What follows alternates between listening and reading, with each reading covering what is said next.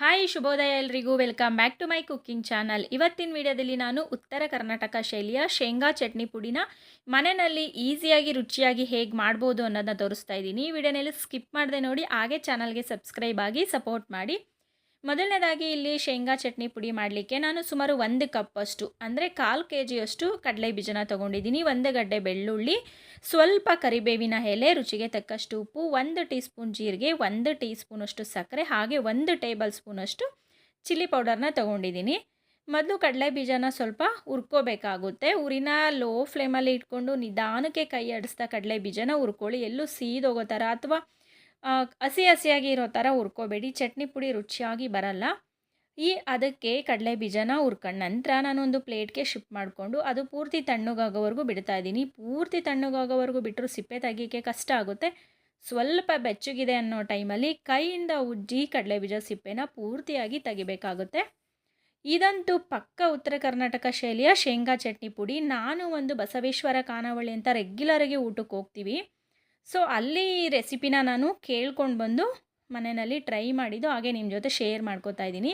ಸಿಪ್ಪೆ ತೆಗ್ದಿರೋ ಕಡಲೆ ಬೀಜನ ಡ್ರೈ ಆಗಿರುವಂಥ ಮಿಕ್ಸಿ ಜಾರ್ಗೆ ಹಾಕ್ಕೊಂಡು ಸ್ವಲ್ಪ ತರಿಯಾಗಿ ರುಬ್ಕೋಬೇಕು. ಪೂರ್ತಿ ನುಣ್ಣಗೆ ರುಬ್ಕೊಳ್ಳೋ ಅಂಥ ಅವಶ್ಯಕತೆ ಇಲ್ಲ ಈ ಹಂತದಲ್ಲಿ. ಸ್ವಲ್ಪ ತರಿಯಾಗಿ ರುಬ್ಕೊಂಡಿರುವ ಕಡಲೆ ಬೀಜನ ಒಂದು ಪ್ಲೇಟ್ಗೆ ಶಿಫ್ಟ್ ಮಾಡಿಕೊಂಡು ಒಂದು ಪ್ಲೇಟ್ಗೆ ಹಾಕ್ಕೊಂಡು ಅದಕ್ಕೆ ನಾನು ಅಚ್ಚ ಖಾರದ ಪುಡಿ ಸುಮಾರು 1 ಟೇಬಲ್ ಸ್ಪೂನಷ್ಟು ಅಚ್ಚ ಖಾರದ ಪುಡಿನ ತೊಗೊಂಡಿದ್ದೀನಿ. ಅದನ್ನು ಕಡಲೆ ಬೀಜದ ಜೊತೆಗೆ ಮಿಕ್ಸ್ ಮಾಡಿ ಚೆನ್ನಾಗಿ ಕೈಯಿಂದನೇ ಈ ಥರ ಮಿಕ್ಸ್ ಮಾಡಿಕೊಂಡ್ರೆ ಎಲ್ಲ ಕಡಲೆ ಬೀಜದ ಕಣದಲ್ಲೂ ಈ ಖಾರದ ಪುಡಿ ಸೇರ್ಕೊಳ್ಳೋದ್ರಿಂದ ತುಂಬ ರುಚಿಯಾಗಿರುತ್ತೆ. ನೀವು ಈ ಥರ ಕೈಯಲ್ಲಿ ಮಿಕ್ಸ್ ಮಾಡೋಕ್ಕೆ ಇಷ್ಟ ಇಲ್ಲ ಅಂದರೆ ನೀವು ಡೈರೆಕ್ಟಾಗಿ ಮಿಕ್ಸಿ ಜಾರ್ಗೆ ಹಾಕೋಬೋದು. ಬಟ್ ಕೆಲವೊಂದು ಅಡುಗೆಗಳನ್ನ ಈ ಥರ ಕೈಯಲ್ಲಿ ಕಲಸಿ ಮಿಕ್ಸ್ ಮಾಡಿ ಮಾಡೋದ್ರಿಂದ ಅದರ ರುಚಿ ತುಂಬಾ ದುಪ್ಪಟ್ಟಾಗುತ್ತೆ ಅಂತಲೇ ಹೇಳ್ಬೋದು. ಸೊ ಕೈಯಲ್ಲಿ ಎಲ್ಲ ಚೆನ್ನಾಗಿ ಖಾರದ ಪುಡಿನ ಮಿಕ್ಸ್ ಮಾಡಿದ ನಂತರ ಮತ್ತೆ ಈ ಕಡಲೆ ಬೀಜದ ಪುಡಿನ ಮಿಕ್ಸಿ ಜಾರ್ಗೆ ಹಾಕೋತಾ ಇದ್ದೀನಿ. ಮಿಕ್ಸಿ ಜಾರ್ಗೆ ಹಾಕ್ಕೊಂಡು ಉಳಿದಿರುವಂಥ ಎಲ್ಲ ಪದಾರ್ಥಗಳನ್ನು ಉಪ್ಪು, ಜೀರಿಗೆ, ಸಕ್ಕರೆ, ಬೆಳ್ಳುಳ್ಳಿ ಮತ್ತು ಕರಿಬೇವಿನ ಎಲೆ ಎಲ್ಲದನ್ನು ಹಾಕಿ ಮತ್ತೆ ನಾವು ಮಿಕ್ಸಿ ಜಾರ್ಗೆ ಹಾಕ್ಬಿಟ್ಟು ಮತ್ತೆ ಮಿಕ್ಸಿ ಮಾಡ್ಕೋಬೇಕಾಗುತ್ತೆ.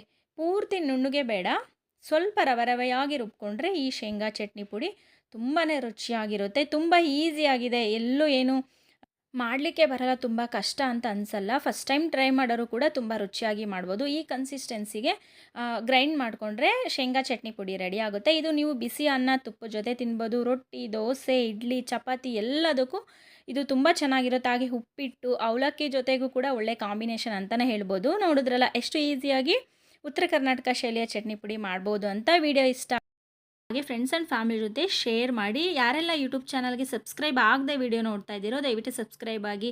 ಫೇಸ್ಬುಕ್ ಪೇಜಲ್ಲಿ ವಿಡಿಯೋ ನೋಡ್ತಾ ಇರೋರು ಪೇಜ್ಗೆ ಫಾಲೋ ಆಗಿ ಸಪೋರ್ಟ್ ಮಾಡಿ ಅಂತ ಹೇಳ್ತಾ ವಿಡಿಯೋನ ಮುಗಿಸ್ತಾ ಇದ್ದೀನಿ. See you the next video.